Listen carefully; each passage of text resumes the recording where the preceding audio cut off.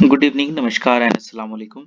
आज की वीडियो में हम बात करेंगे बिहार एसटीईटी इंग्लिश सब्जेक्ट का पेपर एनालिसिस, यानी जो एसटीईटी का एग्जाम हुआ था सेकेंडरी टीचर्स एलिजिबिलिटी टेस्ट, जो कि आपका 2019 में हुआ था, पर वो कैंसिल हो गया था।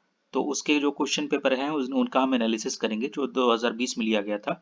यानी ये आपका री एग्जाम का एनालिसिस है।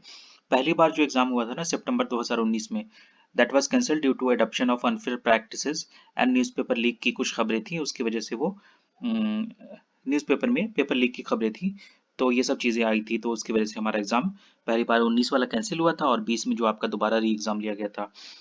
तो इस वीडियो में हम क्या करेंगे, इस वीडियो में हम छोटे-छोटे पार्ट में डिस्कशन करेंगे और मेरा ये कोशिश रहेगी कि 5 पार्ट में इस सीरीज को कंटिन्यू करें और वीडियो को 15-20 क्वेश्चन के साथ-साथ पूरा कर लेंगे हम लोग, ताकि आप पूरा क्वेश्चन का एनालिसिस देख पाएँ। और चैनल पे पहली बार आने वाले सभी साथियों का स्वागत है और आपसे रिक्वेस्ट है कि सब्सक्राइब करने के लिए, ताकि हमारा एग्जाम ओरिएंटेड कंटेंट आपके साथ-साथ शेयर किए जा सकेंगे। स्पेशली जो स्टेट 2023 के एस्पिरेंट होंगे, उनके लिए चैनल बहुत ही प्लेटफॉर्म जो आपका रहेगा वो हेल्पफुल रहेगा। तो आज की वीडियो हम शुरू करते हैं। हमारा ये आप देख पा रहे हैं कि क्वेश्चन नंबर 51 है। तो 51 का ये मतलब है कि इस 1 से 50 तक का जो क्वेश्चन था वो आपका जनरल पेडागोजी सेक्शन से था, जिसमें आपके करंट अफेयर पेडागोजी थे, उसके अलावा ग्रेजुएट लेवल के ये सब क्वेश्चन थे। तो हम लोग स्पेशली इंग्लिश की बात करेंगे। तो इंग्लिश में हमारे जो है 51 से शुरू हो रहा है क्वेश्चन। तो हमारा पहला क्वेश्चन हम देखेंगे और स्पेशली ध्यान देंगे कि इस क्वेश्चन की सीरीज में हम सिर्फ 15 क्वेश्चन को डिस्कस करेंगे और 15 के बाद से अगली पार्ट में हम 15-15 करके हमारा 100 पेपर का टोटल एनालिसिस जो है वो कंप्लीट कर लेंगे हम। तो आप देख पा रहे हैं 51 में कि हमारा क्वेश्चन है, who is popularly known as priest of nature, यानी किस कवि को जो है आपका प्रिस्ट ऑफ नेचर कहा गया है। आपके ऑप्शन है पीवी शैली, जॉन किट्स, विलियम वर्ड्सवर्थ और आपका बैरन। तो 51 का आपका करेक्ट जो आंसर हो जाएगा वो हो जाएगा आपका विलियम वर्ड्सवर्थ। तो इनके बारे में थोड़ा सा बैकग्राउंड जान लेते हैं। इनकी पैदाइश हुई थी 1770 में और ये 1850 में इनकी डेथ हुई थी। And he was regarded as the greatest and one of the most accomplished and influential of England's romantic nature poets in English literature. तो इनको आपका क्या कहा गया है, नेचर का पोएट कहा गया है और साथ साथ इनको रोमांटिक नेचर के पोएट के तौर पे भी जाना जाता है। इनफैक्ट इनकी जो नेचर के पोएट और प्रिस्ट के तौर पे इनको जो जाना जाता है, तो हम एक तरह से कह सकते हैं कि no other English poet has given heart and soul so deeply to the study and enjoyment of beauties of nature, यानी कि इनके जैसा किसी और कवि ने नेचर को इतने दिल से पढ़ा नहीं है और इसको लोगों के बीच में पेश नहीं किया है। He is not only sees and describe the beauty of meadows, the woodlands, hills, stream. तो ये कह रहा है कि इन्होंने जितने नेचर की चीजें थी, जिसमें पहाड़ थे, आपके जंगल थे, नदियां थी, इन सब चीजों को अपनी कविताओं और अपने पोएम के जरिए वो किया है, आपके सामने पेश किया है। तो इनको क्या कहा गया है, विलियम वर्ड्सवर्थ को प्रिस्ट ऑफ नेचर कहा गया है। दूसरा क्वेश्चन देखेंगे हमारा 52 में, the daffodils is the creation of. तो आपको बताना है कि द डेफोडिल्स जो है वो किसका क्रिएशन है। तो ये आपका द डेफोडिल्स है, ये एक तरह की पोएम है, नेचर पोएट जो आपके विलियम वर्ड्सवर्थ थे, इनके द्वारा लिखी गई थी 1804 में। 53 देखेंगे 53 में, the silver box is written by. तो ये जो द सिल्वर बॉक्स था वो पूछ रहा है आपका कि किसके द्वारा लिखा गया था। तो the silver box is a 3 act comedy, the first play by the English writer John Galsworthy. तो ये जो आपका लिखा गया था, ये आपका सिल्वर बॉक्स जो आपका पोएम है, ये आपकी जॉन ग्लासवर्दी के द्वारा लिखी गई थी। 3 एक्ट कॉमेडी है एक्चुअली वो, and it was originally produced in London इन 1906। तो 1906 में इनको ओरिजिनली तौर पे सिल्वर बॉक्स को जॉन आपके ग्लाउसवर्दी के द्वारा प्रस्तुत किया गया था। तो हम 53 देख चुके हैं, 54 देखेंगे, Francis Bacon was a famous. तो ये बताना है कि फ्रांसिस बेकन जो है वो क्या थे फेमस, ड्रामाटिस्ट थे या पोएट थे या नोवेलिस्ट थे या आपका एसेइस्ट थे। तो 54 का हमारा आंसर हो जाएगा, Francis Bacon was an essayist. And इसमें हम थोड़ा सा इनके बारे में जान लेते हैं। ये क्या था इनके बारे में, कि वो एक तरह के इंग्लिश के लॉयर भी थे, वकील थे, साथ में स्टेटमेंट थे, यानी कि राजनेता थे, एसेइस्ट भी थे, ऐसे लिखा करते थे, हिस्टोरियन भी थे। मतलब इनके पास वर्सेटाइल एक तरह से इनकी पर्सनालिटी कह सकते हैं हम लोग। और ये एक ऐसे इंटेलेक्चुअल थे जो एक तरह से इनके क्रिएशन में रिफॉर्म्स आए हैं और इनके फिलॉसफी के द्वारा लोगों की लाइफ में बहुत चेंज हुए हैं और इनको एक तरह से चैंपियन ऑफ मॉडर्न साइंस भी कहा जाता है। किनको? ये आपके फ्रांसिस बैकन की बात हो रही है। तो ये अब 54 का ऑप्शन नंबर डी होगा, जो वो हमारा करेक्ट हो जाएगा। अब 55 में देखेंगे, John Keats was inspired by. तो आपको बताना है कि जॉन किट्स जो थे वो किसके द्वारा इंस्पायर्ड किए गए थे, किसके द्वारा वो इंस्पायर्ड थे, किस क्रिएशन से, किस पोएट से। तो ये आपका बताना है। यहाँ पे चार ऑप्शन दिए गए हैं। ग्रैज बार्ड है, दूसरा आपका किट्स ओड्स है, यानी किट्स के द्वारा ओड्स लिखी गई थी, उसकी बात हो रही है। Spenser's the free fairy queen की बात हो रही है, और आपका शेलीज एडोनीज की बात हो रही है। तो ये हमारा ऑप्शन नंबर 55 में सी जो है ये करेक्ट हो जाएगा। द फ्रांसिस क्वीनी जो आपका पोएम है, वो किसके द्वारा लिखी गई थी? It was written by Edmund Spenser and it is notable for its form. ये एक अपने फॉर्म के लिए जानी जाती है, जिसमें आप जान के हैरान हो जाएंगे कि लगभग 36,000 लाइंस हैं और 4,000 स्टांजा हैं इसमें, द फ्रांस आपका फेरी क्वीन में। And it is one of the longest poem in English language. तो आपकी जो फ्रांसिस बैकन है, हम लोग बात कर रहे थे जॉन किट्स किससे इंस्पायर्ड हैं, तो हम लोग बात कर रहे थे द फेरी क्वीन से। तो ये जो फेरी क्वीन है ना, ये 36,000 लाइन्स है, इसमें 4,000 स्टांजा हैं and it was one of the longest poem in English language. तो हमारा ऑप्शन नंबर सी होगा, वो करेक्ट हो जाएगा। ऑप्शन नंबर ये आपका 56 देखेंगे। आपका डब्ल्यू बी येट्स के बारे में बात हो रही है कि कौन थे। क्या ये आयरिश पोएट थे, या इंग्लिश पोएट थे, या रोमन पोएट थे, या आपके ग्रीक पोएट थे? तो डब्ल्यू बी येट्स, जिनका पूरा नाम आपका विलियम बटलर येट्स है, he was an Irish poet, और साथ में ये ड्रामाटिस्ट भी थे एंड प्रोज राइटर भी थे। And he was one of the greatest English language poet of 20th century. तो आप 20वीं शताब्दी के सबसे ग्रेटेस्ट आपके जो लैंग्वेज के पोएट्स हैं उनमें ये जाने जाते थे, डब्ल्यू बी येट्स यानी कि विलियम बटलर येट्स। तो हम देख चुके हैं 56 तक। हमारा 57 है, Paradise Lost was written when Milton's eyesight. तो ये पूछ रहा है कि पैराडाइज लॉस्ट जो मिल्टन के द्वारा लिखी गई थी, ये कब लिखी गई थी, मतलब मिल्टन की आंखों की स्थिति क्या थी उसके बारे में बात हो रही है। क्योंकि आपको पता है मिल्टन जो थे वो आंखों से अंधे हो गए थे। तो यहाँ पे कुछ ऑप्शन है आपके, comments to the trouble to trouble him, या completely damage in one eyes, या completely damage both the eyes. तो बिल्कुल ऑप्शन नंबर सी जो है आपका 57 में वो करेक्ट हो जाएगा। पैराडाइज लॉस्ट जो लिखी गई थी ना उस समय, उस समय में आपके जो जॉन मिल्टन थे उनकी दोनों आंखों की रोशनी चली गई थी। And we can say that Paradise Lost, a poem written by, about 350 years ago, आज से 350 साल हो गए, remains widely popular even up to today because of its evergreen subject and spectacular visualization। तो इसके जो सब्जेक्ट थे और स्पेक्टुलर आपके विजुअलाइजेशन थे, उसकी वजह से ये आज भी जानी जाती है 350, यानी कि लगभग 350 साल पूरे होने के बाद भी। And this poem was written by John Milton. तो जॉन मिल्टन के द्वारा आपके पैराडाइज लॉस्ट की बात हुई है। Due to his blindness he was force to dictate his verse and prose to the secretary who copied them out of him.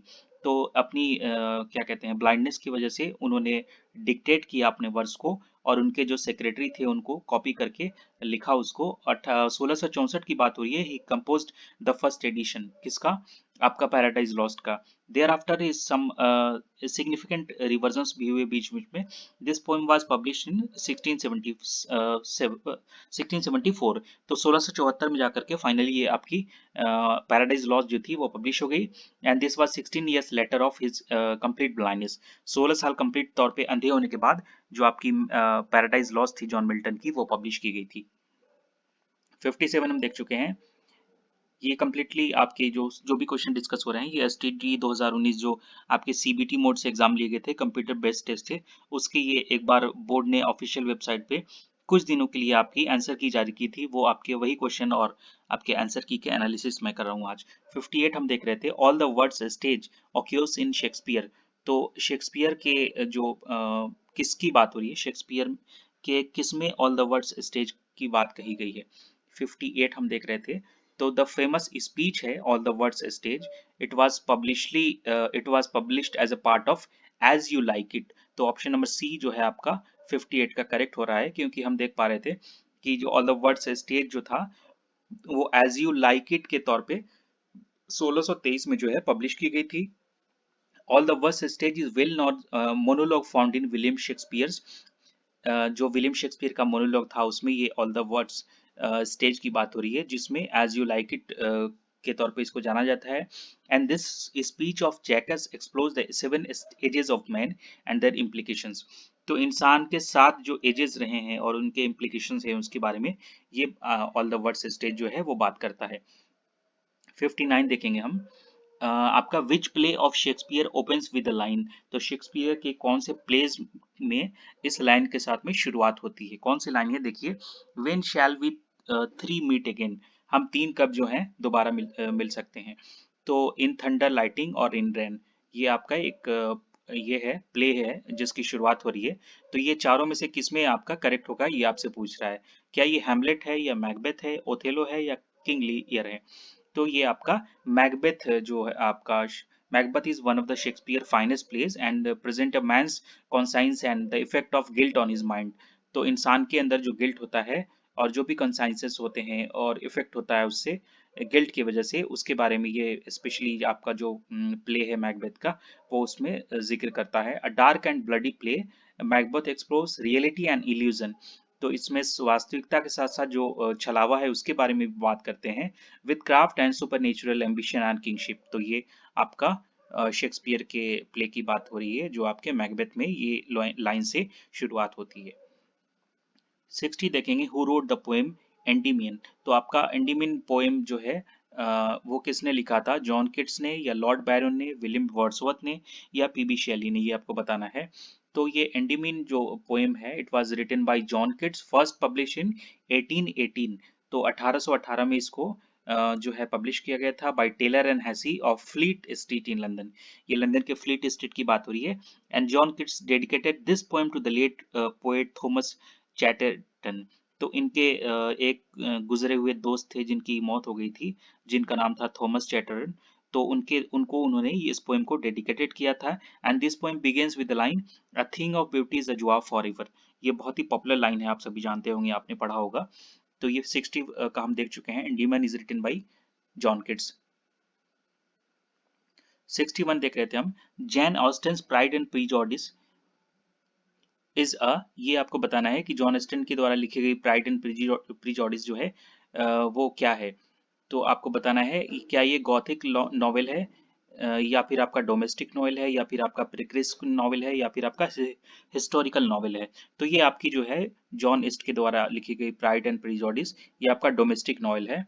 क्योंकि Pride and Prejudice is an 1813 में लिखा गया था नॉवेल को, of manners by Jane Austen. एक तरह से ये रोमांटिक नॉवेल है और साथ साथ आपका डोमेस्टिक फिक्शन भी है। तो 62 हम देख रहे थे। Who wrote Biographia Literaria. तो बताना है आपको बायोग्राफिया लिटरेरिया किसने लिखा है। क्या इनको शैली ने लिखा है, या एस टी कॉलरिज ने लिखा है, या बैरन ने, या फिर लैम ने लिखा है। तो जो आपका बायोग्राफिया लिटरेरिया है it is a critical autobiography by Samuel Taylor Coleridge, यानी कि एस टी कॉलेड्रिज के द्वारा लिखी गई है। It was published in 1817 in 2 volumes, 2 volumes में 1817 में पब्लिश हुई थी। And Biographia Literaria is most of the important work of literary criticism of the English Romantic period, combining philosophy and literary criticism in a new way। तो एक तरह से नए तरीके से ये लिटरेरी क्रिटिसिज्म के बारे में बात करती है और साथ साथ एक तरह से कंबाइनिंग फिलोसफी भी है रोमांटिक पीरियड की जो इंग्लिश में चल रहे थे उस टाइम में। और ये एक तरह से आपको कह सकते हैं कि बायोग्राफिया लिटरेरिया जो थी it was most important work of literary criticism. तो आपने पढ़ा होगा इंग्लिश लिटरेचर में लिटरेरी क्रिटिसिज्म की बात हो रही है। And it was lastingly influential. तो एक तरह से इसका बहुत प्रभाव पड़ा था लोगों के बीच में। हमारा 63 देख रहे थे। In whose memory was In Memoriam written. तो किसकी याद में लिखा गया था इन मेमोरियम, ये आपको बताना है। तो 63 का आंसर जो हो जाएगा वो हो जाएगा आपका ऑर्थर हेनरी हेलम। तो आपका यहाँ पे दिख रहा है ऑप्शन नंबर ए करेक्ट है। Tennyson wrote In Memoriam A, ये जो टेनिसन थे इन्होंने लिखा था In Memoriam and as a tribute to his beloved friend Arthur Henry Hallam. तो एक याद के तौर पे इनको एक टू पे होमेज कह सकते हैं आप, या श्रद्धांजलि के तौर पे, या उनको डेडिकेट करने के लिए ये आपका इन मेमोरियल लिखी गई थी ऑथर एच हेलम के द्वारा। जिनके दोस्त थे उनकी मौत हो गई थी 22 साल की एज में, तो उनकी यादगार में इन्होंने इस पोएम को लिखा था। 64 देख रहे थे। Which one of the following is not a आपका पेस्टोरल एलर्जी। तो पेस्टोरल एलर्जी कौन सी नहीं है ये आपको बताना है। तो उसके पहले जानना पड़ेगा कि पेस्टोरल एलर्जी है क्या। तो pastoral allergy is a special kind of allergy. The word pastoral जो है वो comes from Greek word pastor, which means to graze, and hence pastoral elegy is an elegy which the poet represent himself as a shepherd mourning the death of a fellow shepherd। तो इसके कुछ example हैं आपका जो आपको समझ के इस क्वेश्चन का आंसर ऑटोमेटिकली मिल जाएगा। कुछ एग्जाम्पल हैं जो आपके स्पेंसर ऑटो एस्ट्रोफेल जो है, ये तो यहाँ पे देख पा रहे हैं आप। उसके अलावा मिल्टन्स की लेसिडास जो है, शैलीज की एबेंडनियस है, और उसके अलावा आपका एडनॉल्ड्स का थेरेसिस है, और साथ में एस्कोलर गिप्सी भी है। तो इसमें आपके मिल्टन की भी बात हो रही है, शैलीज के एडोनिसस की बात हो रही है, पर आपका Pope's The Rape of Lock जो है ये आपका पेस्टरल एलर्जी का एग्जाम्पल नहीं है। तो ऑप्शन नंबर डी जो है वो करेक्ट हो जाएगा। आज का लास्ट सवाल रहेगा हमारा, who has been regarded as a representative Victorian novelist. तो किसको एक तरह से रिप्रेजेंटेटिव विक्टोरियन नॉवेलिस्ट कहा जाता है, किसको रिगार्ड किया जाता है, उसके बारे में आपको बताना है। क्या ये थैकरी को कहा जाता है, या चार्ल्स किंग्सली को कहा जाता है, चार्ल्स रेडी को, या फिर चार्ल्स डिकेंस को। तो हम यहाँ पे देख पा रहे थे 65 में हमारा चार्ल्स डिकेंस जो हैं उनको आपका रिप्रेजेंटेटिव ऑफ विक्टोरियन नॉवेलिस्ट कहा जाता है। क्यों कहा जाता है? Because he was the most pre eminent among Victorian novelist, and his novels is a social critic. He attacks the social condition of his time, and his criticism is bathed in humor and pathos। तो एक तरह से इन्होंने कटाक्ष किया है humour के तौर पे और साथ साथ पैथोस के तौर पे। सेकेंडली दो तीन चीजें देखनी पड़ेंगी। सेकेंडली जो चीज है वो डिकेंस जो थे, Charles Dicken is the greatest master of the art of story telling. तो ये एक तरह से रिप्रेजेंटेड विक्टोरियन नॉवेलिस्ट तो थे ही, साथ में he was a great master of art of story telling. And the brisk narration has sometimes the dynamics of drama. He gives the series of adventures of Peaky and his comrades in such an interesting manner as to hold the attention of the readers to the end। तो ये इस इतने बेहतरीन तरीके से अपने creation को लिखा करते थे कि लास्ट में जो रीडर था वो इन रीडर्स का अट्रैक्शन वो इनकी तरफ हो जाता था, और ये अपने क्रिएशन से, अपने आर्ट से, अपने स्टोरी टेलिंग से उसको प्रभावित कर लेते थे। तो ये हमारे आज के कुछ 15 क्वेश्चन थे जो हमने 51 से लेके 65 तक किया है। टोटल हमें 100 क्वेश्चन करने हैं इस सीरीज के। तो वीडियो में आप अपने कमेंट सेक्शन में बताएंगे कि वीडियो आपको कैसी लगी, और सेशन पसंद आया तो वीडियो को लाइक करके बता देंगे। मिलते हैं अगले पार्ट में जल्दी, तब तक अपना ध्यान रखेंगे। Bye bye, take care.